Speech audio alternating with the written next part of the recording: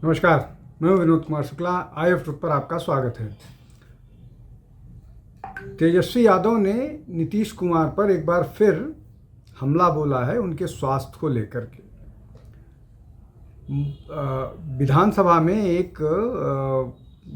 का एक वीडियो उन्होंने छोटा सा क्लिप शेयर किया है, जिसमें वो ये बताने की कोशिश कर रहे हैं कि नीतीश कुमार का स्वास्थ्य इतना ख़राब है कि वो जो विधानसभा में टैब लगा हुआ है उसको उन्होंने 2 बार प्रणाम किया। अब ये थोड़ा सा विवादित मामला है कि उन्होंने किसी नेता को देख करके प्रणाम किया या टैब को देख करके प्रणाम किया, लेकिन बाद में उनके बगल में बैठे हुए व्यक्ति ने टैब को उल्टा कर दिया। अब ये बात है कि लंबे समय से नीतीश कुमार के स्वास्थ्य की और उनके व्यवहार को लेकर के बहुत चर्चा हो रही है, और सारी चर्चा और सारी जो जानकारियां हैं उपलब्ध, उनके बावजूद भारतीय जनता पार्टी उनको रिप्लेस नहीं कर पाई है। चुनाव के पहले से ही ये सारी चीज़ें नज़र आ रही थी। अब तेजस्वी यादव लगातार नीतीश पर हमलावर हैं कि उनका स्वास्थ्य ऐसा खराब है कि वो अपने आप को नहीं संभाल पा रहे हैं, तो प्रदेश को क्या संभालेंगे। और प्रदेश में लॉ एंड ऑर्डर से लेकर के डेवलपमेंट सारी व्यवस्था खराब है और उसके लिए नेतृत्व की दिक्कत है। अब सीधे तौर पर उन्होंने जब ट्वीट किया तो ये कहा कि क्या इतने बड़े सूबे का मुख्यमंत्री की मानसिक सेहत और व्यवहार आपको सामान्य लगता है, या क्या यह किसी गंभीर बीमारी का लक्षण नहीं है। और उन्होंने साफ तौर पर, जैसा मैंने बताया, कि टैब को पहले नमस्कार किया, फिर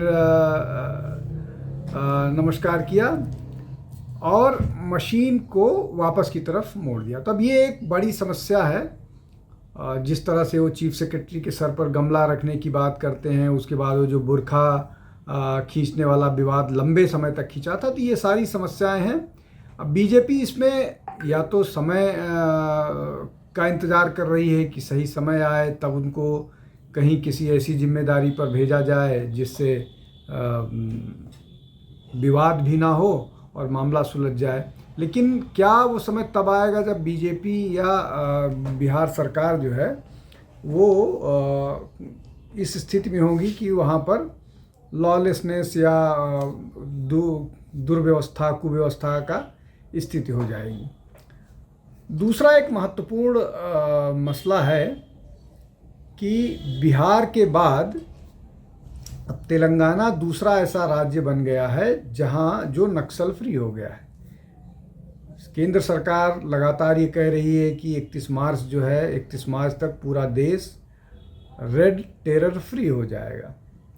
अभी एक जो 1.5 करोड़ का इनामी नक्सल है, देवू जी, थिप्परी तिरुपति, जिनको देवू जी के नाम से जाना जाता है, माओइस्ट लीडर हैं, जिन पर 1.5 करोड़ रुपए का इनाम था। उन्होंने सरेंडर किया है, और उनके सरेंडर में जो स्पेशल इंटेलिजेंस ब्रांच है तेलंगाना की, उसकी जो प्रमुख है IPS ऑफिसर, उनकी बड़ी भूमिका है, बी सुमथी। तो अब ये बी सुमथी की भूमिका तो है, लेकिन कुल मिलाकर के जो तेलंगाना है, मतलब ऐसे तो 2 माओइस्ट ने सरेंडर किया था, लेकिन उसमें ये जो हैं देवू जी, ये बड़े वो हैं। अब इसके बाद वहाँ पर कोई भी ऐसा नामचीन या कोई भी ऐसा नेता माओइस्ट का नहीं बचा जो वहाँ माओइज्म को लेकर के आगे जा पाए। दो चार और जो छोटे समर्थक हैं वो भी सरेंडर कर देंगे या वो अपनी गतिविधि कर देंगे, इसलिए कि हर तरह से, मतलब आर्म एंड एम्यूनिशन को लेकर के, नेटवर्क को लेकर के, और इनका जो एरिया ऑफ इन्फ्लुएंस था, जो ये फाइनेंसेस निकाल लेते थे, वो सब जो है उसको डिसमेंटल कर दिया है। तो अगर आप बात करें जिन 4-5 जगहों पर बचा हुआ था माओइस्ट, जिसमें महाराष्ट्र का गढ़चिरौली का इलाका था, बिहार पूरी तरह से उसकी घोषणा की जा चुकी है, तेलंगाना, उड़ीसा का एक छोटा सा इलाका है जहां बचा हुआ है, आंध्रा भी हमने। तो अब एक आध जिले के एक छोटे से किसी हिस्से में बचा हुआ है, और वो जो सरकार ने बात कही है 31 मार्च तक उसको मतलब पूरा देश जो है वो माओइस्ट नक्सलिस्ट फ्री हो जाएगा। एक तीसरा महत्वपूर्ण मसला है जो बंगाल की राजनीति से जुड़ा हुआ है। जब से केरल का नाम बदल के केरलम पर एक सहमति वो बनी है और उसको केंद्र सरकार की भी स्वीकृति मिल गई है। कल प्रधानमंत्री ने जब अपना भाषण दिया था इजराइल के पार्लियामेंट में, तब भी उन्होंने केरलम उच्चारण किया था केरल के जगह। लेकिन उससे ज़्यादा जो इस सब के पीछे महत्वपूर्ण बात यह है कि पश्चिम बंगाल लगातार इस बात को लेकर के कि उसको अब बंगाल कहा जाना चाहिए, तो इसको लेकर के है। लेकिन केंद्र सरकार इस पर सहमत नहीं है और इसको अप्रूव नहीं कर रहा है। अब केंद्र सरकार के अपने तर्क हैं कि बंगाल कैसे हो सकता है जब बगल का प्रदेश एक बांग्लादेश है। लेकिन महत्वपूर्ण बात यह है कि जो सरकार है वो ये चाहती है कि लोग याद रखें बंगाल को पश्चिम बंगाल के नाते कि एक बड़ा हिस्सा जो है बंगाल का वो उधर चला गया है जो अब बांग्लादेश है। एक बात हो गई। दूसरी बात ये है जो तृणमूल कांग्रेस कहती है, वो ये कहती है कि जब पूर्वी बांग्लादेश नहीं है तो पश्चिम बांग्लादेश होने का क्या औचित्य है। लेकिन इसके पीछे जैसे बीजेपी या सरकार ये नहीं चाहती है कि कोई ये